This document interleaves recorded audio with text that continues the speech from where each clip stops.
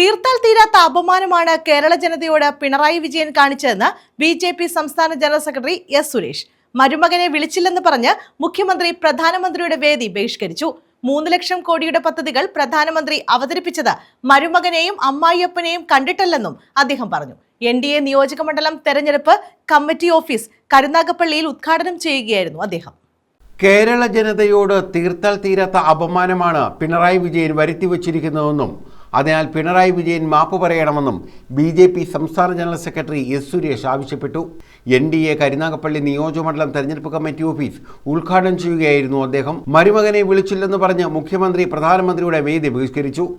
3 ലക്ഷം കോടി രൂപയുടെ പദ്ധതികളാണ് പ്രധാനമന്ത്രി അവതരിപ്പിച്ചത്. ഇത് ഇവിടുത്തെ കമ്മ്യൂണിസ്റ്റുകാർ ഓർക്കണമെന്നും എസ് സുരേഷ് പറഞ്ഞു. അപമാനമാണ് ഈ പിണറായി വിജയൻ വരുത്തി വച്ചിരിക്കുന്നത്. പിണറായി വിജയൻ കേരളത്തിലെ ജനതയോട് മാപ്പിരക്കേണ്ട അവസ്ഥയാണ് സംജാതമായിരിക്കുന്നത്. സ്വന്തം മരുമകനെ വിളിച്ചില്ല എന്ന് പറഞ്ഞ് കേരളത്തിന് അർഹതപ്പെട്ട കേരളത്തിന്റെ അവകാശങ്ങൾ നേടിത്തരാനായി ഇന്ത്യയുടെ പ്രധാനമന്ത്രി വന്നിരിക്കുന്ന വേദി ബഹിഷ്കരിക്കുക. അതിന് കാരണം എന്താ? എന്റെ മരുമോനെ വിളിച്ചില്ല. ഇവിടെ അമ്മായിയപ്പനെയും മരുമോനെയും വിളിക്കാൻ വേണ്ടിയല്ല നരേന്ദ്രമോദി ഈ കേരളത്തിൽ 3 ലക്ഷം കോടി രൂപയുടെ പദ്ധതികൾ അവതരിപ്പിച്ചത് എന്ന് ഈ കമ്മ്യൂണിസ്റ്റുകാരെ ഓർമ്മിപ്പിക്കുവാൻ ഞങ്ങൾ ആഗ്രഹിക്കുകയാണ്.